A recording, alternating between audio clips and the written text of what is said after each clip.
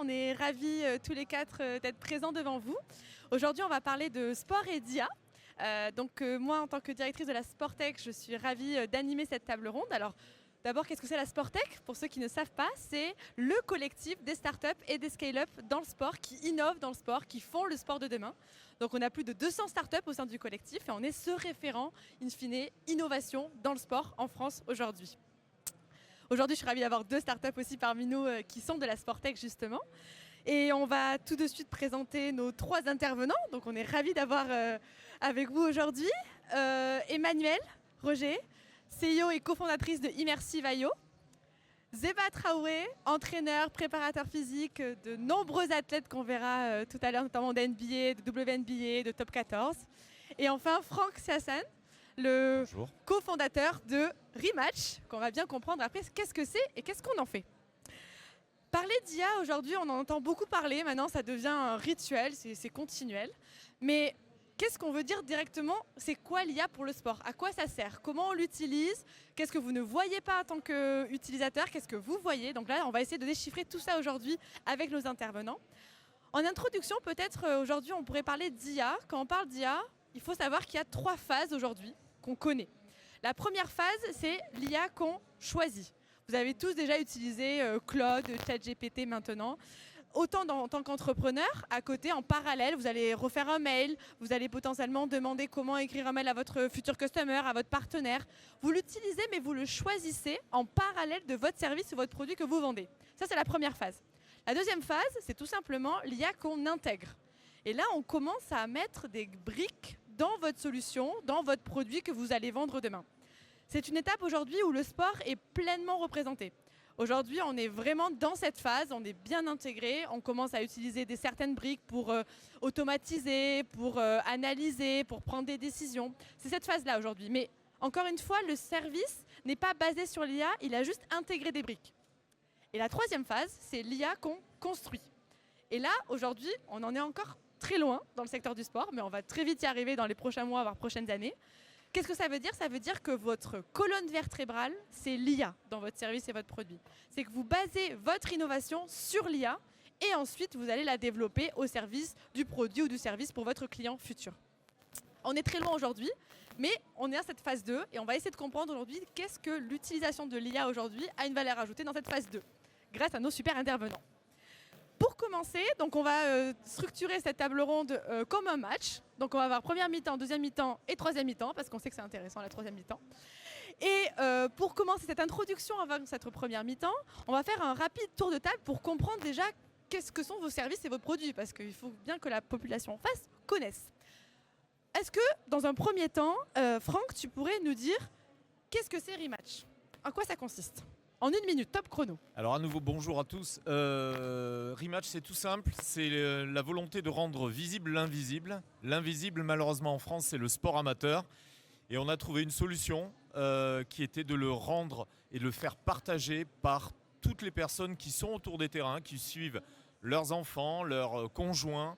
Et grâce à leur téléphone, ils ont une magnifique possibilité de captation des meilleurs moments de rencontres. On a commencé par le sport amateur, mais on va se développer sur les sports individuels aussi. Donc de garder uniquement des highlights, donc des vidéos, et de pouvoir les monter, les partager automatiquement. J'en dirai un petit peu plus après. Donc l'idée, c'est rendre visible le sport amateur. Génial, merci Franck. Zeba, qu'est-ce que tu fais aujourd'hui? Avec qui tu travailles? Bonjour à tous, Traoré Zeba Patrice, préparateur physique. J'accompagne des athlètes de haut niveau dans leur stratégie de performance et optimisation de l'environnement dans lequel ils vont trouver l'ensemble des ressources, des outils pour exprimer leur plein potentiel. Je travaille avec Alexandre Sarr et Olivier Sarr qui jouent tous les deux en NBA, Tim Apway qui joue en WNBA. Jusqu'à il y a 2 ans, j'étais préparateur physique du Stade Toulousain et j'ai accompagné Hilary Pacha dans sa préparation pour les Jeux Olympiques de Paris 2024. Donc ma mission pour ces athlètes, c'est de créer l'environnement dans lequel je vais pouvoir les immerger afin qu'ils expriment tout leur potentiel athlétique. Emmanuelle, en 1 minute, Immersive, c'est quoi? Oui, alors chez nous, on utilise les technologies immersives pour réinventer la manière dont on regarde le sport et notamment la manière dont on regarde le sport en direct. Alors ça peut prendre différentes formes, ça peut être des expériences de réalité augmentée, des expériences de réalité virtuelle. Mais depuis quelques années, on a commencé à travailler sur une plateforme de recréation 3D des matchs. Et j'ai une petite vidéo pour vous montrer à quoi ça ressemble, c'est un peu plus tangible.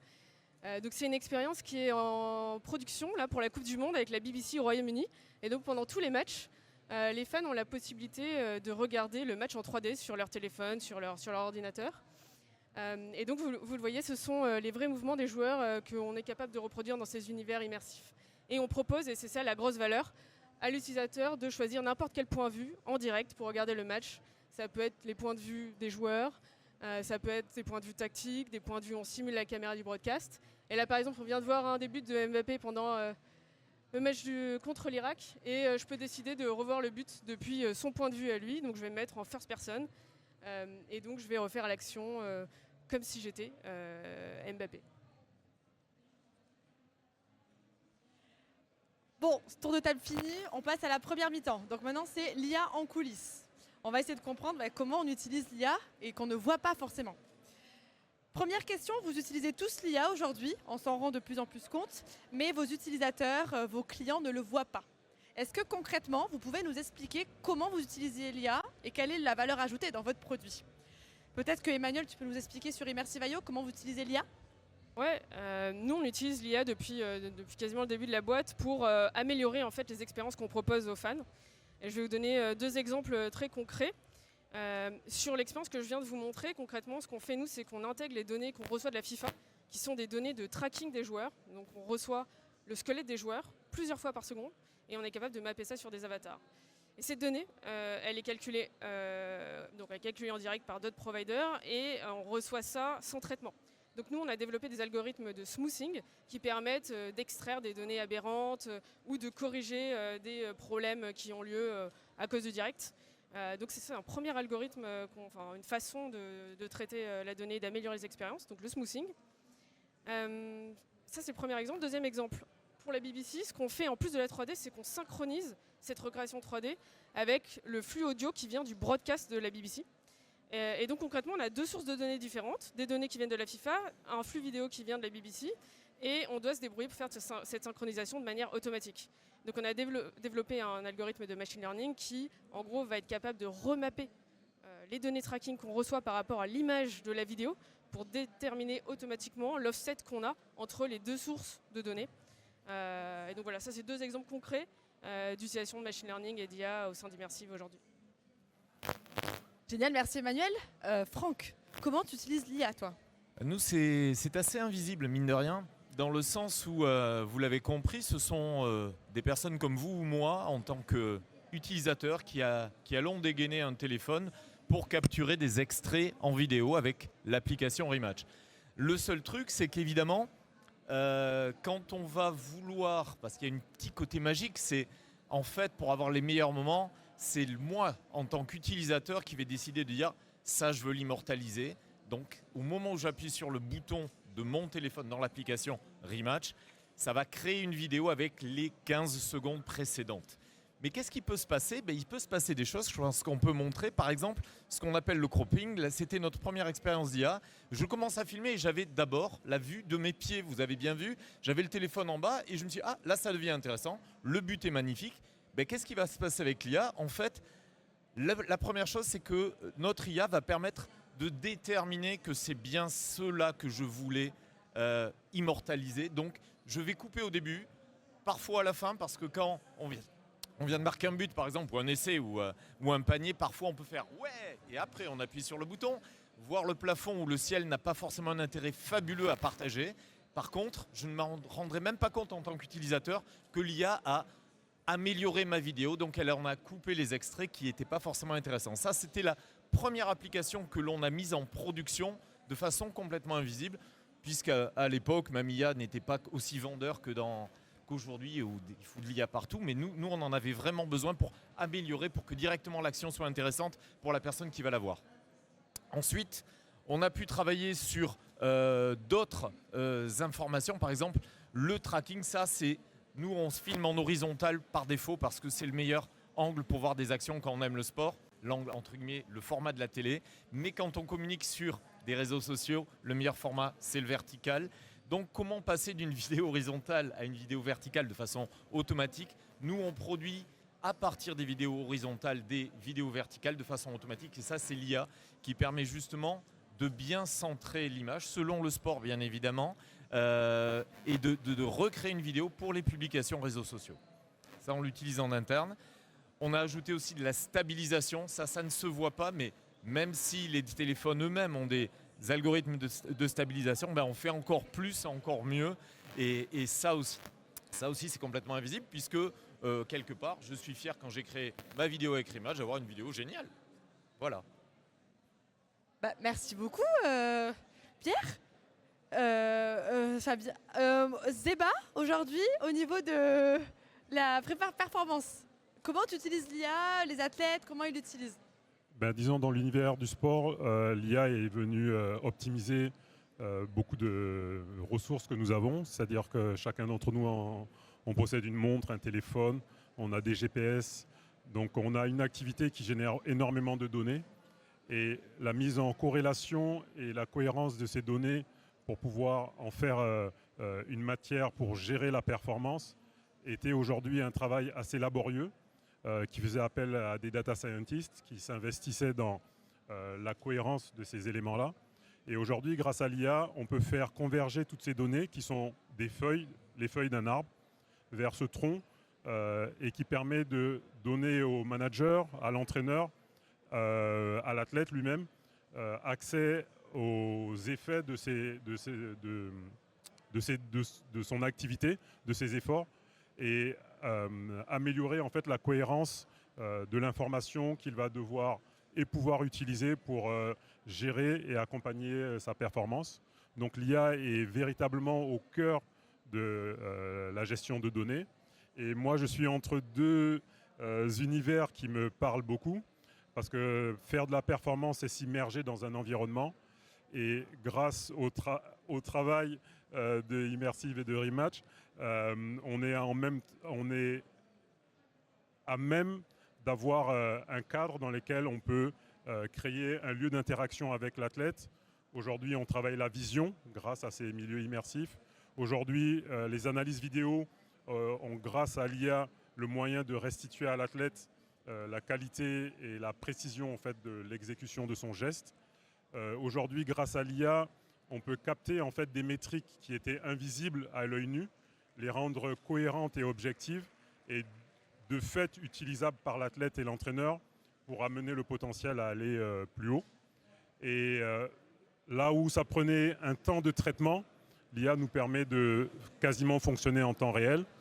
Moi, j'ai fait de l'athlétisme. À l'époque, on travaillait sur le feedback immédiat. Et le feedback immédiat, c'était quand l'athlète faisait un effort, on lui projetait sur un mur cet effort et on lui donnait des consignes pour qu'il intègre rapidement et qu'il apprenne la solution. C'était très laborieux. L'enjeu, c'était de le faire dans les 10 secondes qui suivaient l'effort. Donc ça demandait une énorme logistique.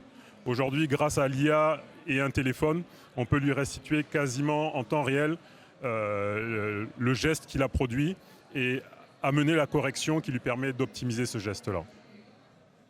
Et justement, Zeba, aujourd'hui, on parle beaucoup d'humains avec l'IA, justement par rapport à la performance des athlètes. Est-ce qu'aujourd'hui, l'IA peut se tromper avec l'humain, et notamment avec l'athlète, qui, in fine, c'est quand même très important, les données sur lesquelles on se base. Est-ce que tu as une idée ou pas de ça ? Oui, c'est ce qui me rassure. Aujourd'hui, l'IA va me donner exactement les aspects métriques et biomécaniques d'un geste, mais il ne peut pas encore détecter les émotions profondes qui sont à l'origine de ce mouvement. La compréhension du lien entre l'intention et l'action se trouve entre nos deux oreilles, notre cerveau, et dans nos émotions. Et ce sont ces aspects-là qui font que l'IA est un outil pour moi, pour gagner du temps, pour être plus précis, pour être plus cohérent dans la dimension opérationnelle de ma trajectoire d'entraîneur. Mais l'humain reste nécessaire pour apporter une vision claire en fait, et objective entre intention et action. Très bien. Merci beaucoup à tous les trois pour cette première mi-temps. Deuxième mi-temps, l'objectif c'est de se dire aujourd'hui, on a un début, vous nous expliquer comment vous avez commencé, par où vous avez commencé, et le futur, comment on voit l'IA demain et comment on pense que ça va être dans 3 ans. Donc première question à tous les trois, aujourd'hui, par où vous avez commencé? Quel a été le déclic pour se dire l'IA c'est utile, je vais le faire? Parce que je suis sûre que dans la salle, on a des entrepreneurs qui ne savent pas forcément par où commencer, ou même des personnes comme vous et moi qui ne savent pas comment utiliser l'IA aujourd'hui. Comment vous avez eu le déclic? Comment ça a commencé? Emmanuel, monsieur. Oui, alors nous, chez Immersive, on a commencé à utiliser l'intelligence artificielle assez rapidement, puisque un des premiers gros projets sur lesquels on a travaillé, c'était pour la Bundesliga. Et l'idée, c'était d'enrichir l'expérience des fans au stade et de leur permettre, quand ils sont dans les gradins, de pointer leur téléphone vers l'action pour avoir des informations qui étaient affichées par-dessus le flux de la caméra, donc en réalité augmentée. Et donc, pour arriver à créer cette expérience, il a fallu qu'on développe un modèle, pareil, un modèle de machine learning en propre, qui permettait en fait d'automatiquement détecter où était l'utilisateur dans les gradins et de pouvoir proprement afficher la donnée au bon endroit sur les joueurs, sur le terrain. Et donc, je pense, directement en 2018, on a internalisé la compétence, on a développé un département de data scientist en interne et depuis on continue à développer nos propres modèles. Je vous ai donné d'autres exemples un peu plus tôt, mais donc on a eu la volonté de l'internaliser très très rapidement. Franck? Alors, je ne peux pas donner un conseil, mais nous, la manière dont on a débuté cette histoire-là, ça n'a jamais été tout seul. Ça a été en fait en contractant avec un institut, l'Institut de mathématiques de Bordeaux. On a des dispositifs en France, il faut le dire aussi, il n'y a pas que BPI France, mais il y a des dispositifs qui permettent une vraie collaboration avec des labos. Et donc on a eu tout d'abord un stagiaire de recherche et puis après il est devenu thésard, donc une thèse CIFRE, et puis maintenant il est chez nous depuis 5 ans, il est docteur en mathématiques parce qu'en fait la vidéo c'est de la mathématique avant tout. Et comme on a pu avoir la chance d'avoir de plus en plus de vidéos, on a eu un modèle qu'on a pu nous-mêmes définir, tester, améliorer. On ne travaille quasiment que sur nos propres données vidéo pour en faire ce qu'on a dit et ce qu'on va en faire encore un petit peu plus puisque l'histoire n'est pas finie, puisque comme ça s'est bien passé, on a pris un deuxième thésard maintenant, donc ça, on reste une petite société, mais nous, la manière dont on a appris l'IA, avant, entre guillemets, la mode et le fait que nos développeurs informatiques qui développent l'application, le site, le back-end, évidemment utilisent l'IA, mais ça n'a rien à voir, c'est l'IA qu'on peut tous utiliser. Nos chercheurs, puisque ce sont des chercheurs, ont travaillé et ont bâti leurs algorithmes, ont testé leurs données mathématiques donc, pour améliorer et pour réussir à faire ce que l'on peut faire aujourd'hui en production et ce qu'on va faire demain. Super, merci beaucoup Franck. Et Zeba? L'IA est arrivée avec la nécessité de faire évoluer la dynamique et les stratégies de développement de la performance. Pour faire un résumé rapide, on est passé dans les années 90-2000 d'une stratégie d'athlétisation de la performance. On cherchait à rendre tous les sportifs, compétiteurs professionnels ou amateurs, suffisamment bons athlètes pour pratiquer leur discipline à haut niveau. Puis on est passé à l'ère de l'individualisation, qui est une zone où les algorithmes ont pris le pas, où on a cherché à créer des corrélations entre les données qu'on pouvait capter pour toujours chercher, pour pouvoir accéder au potentiel de l'athlète et lui permettre de s'exprimer. Et on est aujourd'hui à l'ère de la personnalisation. Et cette ère nous amène à utiliser l'IA, parce que c'est cette IA qui nous permet de non plus individualiser l'entraînement à l'athlète, mais personnaliser l'entraînement à cet individu qui veut être un athlète, qui veut devenir sportif de haut niveau et qui veut gagner des titres.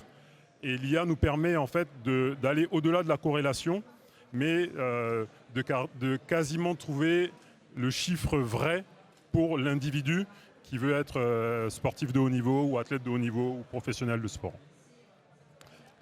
Merci beaucoup à tous les trois. On a fait l'avant, maintenant on va faire l'après. On se dit que dans 3 ans on est là, BPI nous réinvente, on refait ce sport et définition incroyable. Qu'est-ce qui aura changé pour vous? On se dit qu'on se repose la même question. Quelles seront les évolutions que vous aurez apportées à vos produits, à vos services, à vos manières d'être, à vos manières de réfléchir, à vos manières d'utiliser l'IA? Est-ce que vous avez aujourd'hui, Franck et Emmanuel, un peu cet avis à nous donner? Toujours très difficile de regarder à 3 ans en avance. Au niveau global de la société, oui, je pense qu'on sait à peu près vers où on veut aller. Après, l'avenir nous le dira, mais on sait qu'on va multiplier les sports. Je le disais, on n'est qu'aujourd'hui, au jour où je vous parle, encore que sur des sports collectifs et on va passer sur les sports individuels. Et on va aussi multiplier les sports collectifs parce qu'on ne les a pas tous. Donc l'IA va devoir s'adapter de la manière dont elle fonctionne aujourd'hui sur ces autres sports. Et c'est pas une gageure. Derrière ça, on a des objectifs aussi. On a des sujets sur lesquels on cherche justement. On va développer l'outil dont je parlais pour passer du vertical de l'horizontal au vertical pour les vidéos et pour la publication des vidéos. Pour l'instant, c'est un outil interne qu'on utilise nous, Rematch, mais on va le mettre à disposition de nos utilisateurs pour qu'ils aillent plus rapidement et personnellement arroser leur propre communauté sur les réseaux de leur choix, beaucoup plus facilement qu'ils le font aujourd'hui. On a aussi des petits sujets sur lesquels Emmanuel reconnaîtra tout à fait les thèmes, comme le fait de pouvoir déterminer automatiquement quel est le type d'action que l'utilisateur vient de capturer. Donc est-ce que si on va parler de foot puisqu'on est content d'hier soir, si c'est en foot, est-ce que c'est un arrêt, est-ce que c'est un but, est-ce que c'est au contraire un tir dans les étoiles, parce qu'en foot amateur il y en a aussi, hein, il n'y a pas que des buts non plus. Donc tout ça, l'IA va nous aider à les catégoriser pour pouvoir plus facilement les retrouver quand on les cherche. Et on a un objectif aussi qui va être aussi sur la personnalisation. On se rejoint un petit peu pour pouvoir, notamment grâce à la numérisation de toutes les compétitions qui augmentent, on n'en a pas parlé, mais ça fait partie de la data qu'on utilise tous. Donc les fédérations se sont équipées, nous on le voit, on s'est créé en 2017, entre la création et aujourd'hui, les fédés sont de plus en plus numérisés, les compétitions, les joueurs dans les matchs, quand ce sont des matchs d'équipe évidemment, sont présents. On a des petits sujets pour justement suivre sur les vidéos qui sont capturées et associer une action à un individu qui est lui-même référencé dans son sport, puisqu'on travaille sur des compétitions officielles. Donc vous voyez à peu près la direction que l'on va prendre. Génial, hyper intéressant, Franck, merci beaucoup. Emmanuel, avec Immersive IO? Oui, alors nous on pense que dans tous les cas, la qualité de la donnée qu'on reçoit des différentes ligues, elle va s'améliorer et devenir de plus en plus précise, complète, que ce soit en temps réel ou en post-match, ça c'est certain.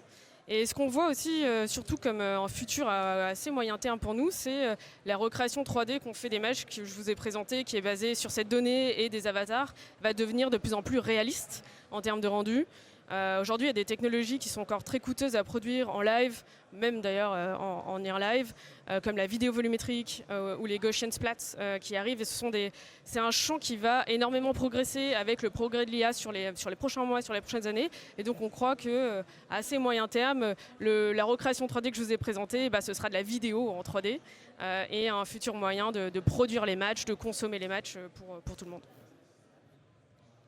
Génial. Zéban, un tout petit mot? Oui, je suis très inspiré par ces deux présentations parce qu'en fait, moi je suis passé du tableur Excel dans mes premières démarches, puis au développement d'une société qui s'appelle GenTrainer qui voulait corréler des données génétiques aux données biomécaniques, aux aspects physiologiques. Et aujourd'hui, on est boosté par l'IA pour pouvoir aller plus loin dans cette démarche-là et créer des outils. Donc tous les innovants, créateurs, vous êtes les bienvenus pour nous donner des outils nous permettant d'aller plus loin dans la recherche de la performance. Merci à tous les trois. Et donc on peut passer à la troisième mi-temps. Alors là, l'objectif, c'est, en fait, on s'est rendu compte en échangeant, en travaillant cette table ronde, qu'il y avait des synergies, sans le savoir, qui pouvaient se mettre en place. Et c'est aussi ça, l'IA, qui nous permet de réfléchir ensemble.